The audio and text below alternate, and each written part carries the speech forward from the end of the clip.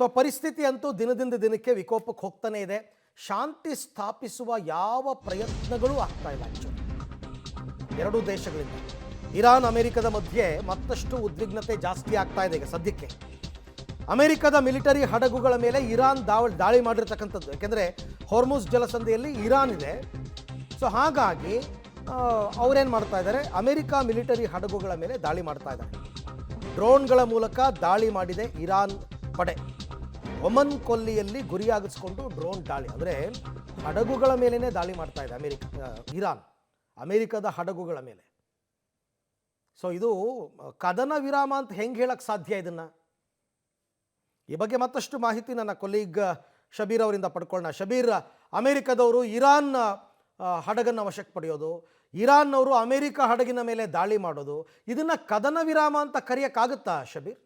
ಅರವಿಂದ್, ನೋಡಿ, ಕದನ ವಿರಾಮ ಘೋಷಣೆಯಾಗಿ ಸರಿಸುಮಾರು 10 ದಿನಗಳಾಗಿದೆ. ಇನ್ನೊಂದು 2-3 ದಿನಗಳು ಮಾತ್ರ ಬಾಕಿ ಉಳ್ಕೊಂಡಿರುವಂಥದ್ದು.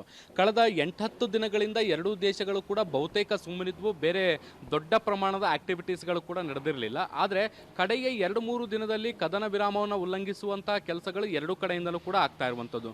ಮುಖ್ಯವಾಗಿ ಇರಾನ್ನ ಹಡಗನ್ನು ಯಾವಾಗ ವಶಪಡಿಸಿಕೊಳ್ಳುವಂಥ ಕೆಲಸವನ್ನು ಅಮೆರಿಕ ಮಾಡ್ತು, ಇದಕ್ಕೆ ಪ್ರತಿಯಾಗಿ ಈಗ ಅಮೆರಿಕದ ಹಡಗುಗಳನ್ನು ಕೂಡ ಗುರಿಯಾಗಿಸ್ಕೊಂಡು ಗುಂಡಿನ ದಾಳಿ ಮಾಡುವಂಥ ಕೆಲಸವನ್ನು ಕೂಡ ಇರಾನ್ ಮಾಡಿರುವಂಥದ್ದು. ಸೊ ಈಗ ಎರಡೂ ಕಡೆಯಿಂದಲೂ ಕೂಡ ಕದನ ವಿರಾಮ ಉಲ್ಲಂಘನೆ ಆಗಿರುವಂಥದ್ದು. ಸೊ ಹೀಗಾಗಿ ನಾಳೆ ನಡಿಬೇಕಾಗಿರುವಂಥ ಶಾಂತಿ ಮಾತುಕತೆಗೂ ಮುನ್ನ ಈ ನಡೀತಿರುವಂಥ ಈ ಬೆಳವಣಿಗೆಗಳಿಂದಾಗಿ ಮಾತುಕತೆ ಸಮರ್ಪಕವಾಗಿ ನಡೆಯುತ್ತಾ ಇಲ್ವಾ ಅನ್ನುವಂಥದ್ದು ಕೂಡ ಅನುಮಾನ ಆಗ್ತಾ ಇರುವಂಥದ್ದು. ಮತ್ತೊಂದು ಕಡೆ ಇರಾನ್ ಭಾಗಿಯಾಗಲ್ಲ ಅನ್ನುವಂಥದ್ದನ್ನು ಕೂಡ ಸ್ಪಷ್ಟಪಡಿಸಿರುವಂಥ ಹಿನ್ನೆಲೆಯಲ್ಲಿ ಕಡೆಯ ಕ್ಷಣದವರೆಗೂ ಕೂಡ ಏನು ಬೇಕಾದರೂ ಆಗಬಹುದಾದಂಥ ಸಾಧ್ಯತೆಗಳಿದ್ದಾವೆ. ಮತ್ತೊಂದು ಕಡೆಗೆ ಈ ನಡುವೆ ಇರಾನ್ನನ್ನು ಕೂಡ ಬೆದರಿಸುವಂಥ ಪ್ರಯತ್ನಗಳು ನಿರಂತರವಾಗಿ ಅಮೆರಿಕದ ಕಡೆಯಿಂದ ಆಗ್ತಾ ಇದ್ದಾವೆ. ಒಂದು ಕಡೆಗೆ ಅಮೆರಿಕದ ಸೇನೆ ತನ್ನ ಯುದ್ಧ ತಂತ್ರಗಳು ಮತ್ತು ಯುದ್ಧ ಸಿದ್ಧತೆಗಳಿಗೆ ಸಂಬಂಧಪಟ್ಟಂತೆ ವಿಡಿಯೋಗಳನ್ನು ಪೋಸ್ಟ್ ಮಾಡ್ತಾ ಇದ್ದಾರೆ. ಮತ್ತೊಂದು ಕಡೆಗೆ ಡೊನಾಲ್ಡ್ ಟ್ರಂಪ್ ಹೇಗೆ ನಾವು ದಾಳಿ ಮಾಡ್ತೀವಿ, ಇರಾನನ್ನು ಹೇಗೆ ನಾಶಪಡಿಸ್ತೀವಿ ಅನ್ನುವಂಥದ್ದನ್ನು ಕೂಡ ನಿರಂತರವಾಗಿ ಬೆದರಿಕೆ ಹಾಕುವ ಮೂಲಕ ಹೇಳ್ತಾ ಇದ್ದಾರೆ. ಸೊ ಅಲ್ಲಿಗೆ ಈ ರೀತಿಯಾದಂಥ ತಂತ್ರಗಳನ್ನು ಮಾಡೋ ಮೂಲಕ ಇರಾನ್ನ ಮೇಲೆ ಒತ್ತಡನ ಹೇರಿ ತನ್ನೆಲ್ಲ ಷರತ್ತುಗಳಿಗೂ ಕೂಡ ಒಪ್ಪಿಸುವಂಥ ಪ್ರಯತ್ನವನ್ನು ಕೂಡ ಸದ್ಯಕ್ಕೆ ಅಮೆರಿಕ ಮಾಡ್ತಾ ಇದೆ. ಆದರೆ ಇರಾನ್ ಕೂಡ ಸದ್ಯಕ್ಕೆ ಬಗ್ಗುವ ರೀತಿಯಲ್ಲಿ ಕಾಣಿಸ್ತಾ ಇಲ್ಲ, ತನ್ನ ಬಿಗಿಪಟ್ಟನ್ನು ಮುಂದುವರಿಸಿರುವಂಥದ್ದು. ಸೊ ಹೀಗಾಗಿ ಮಾತುಕತೆ ಏನಾದರೂ ನಾಳೆ ಯಶಸ್ವಿ ಆಗದೇ ಇದ್ದಂಥ ಸಂದರ್ಭದಲ್ಲಿ ಹಾರ್ಮುಜ್ ಜಲಸಂಧಿಯ ಸುತ್ತಲಿನ ಪ್ರದೇಶಗಳಲ್ಲೂ ಕೂಡ ಬಹಳ ದೊಡ್ಡ ದಾಳಿಗಳಾಗುವಂಥ ಸಾಧ್ಯತೆಗಳು.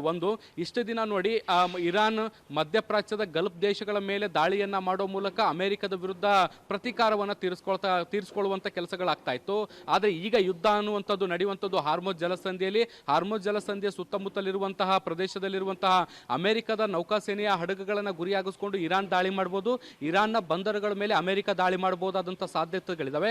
ಹಾಗಾಗಿ ಇರಾನ್ ಮತ್ತೆ ಅಮೆರಿಕ ಮುಖಾಮುಖಿ ಆಗುವಂತಹ ನಿರೀಕ್ಷೆಗಳು ಕೂಡ ಬಹಳ ಸಾಧ್ಯತೆಗಳು ಕೂಡ ಬಹಳ ದಟ್ಟವಾಗಿ ಕಾಣಿಸ್ತಾ ಇದೆ. Aravind, right. Thank you Shabeer, ತಮ್ಮ ಎಲ್ಲ ಮಾಹಿತಿಗಾಗಿ ಧನ್ಯವಾದ.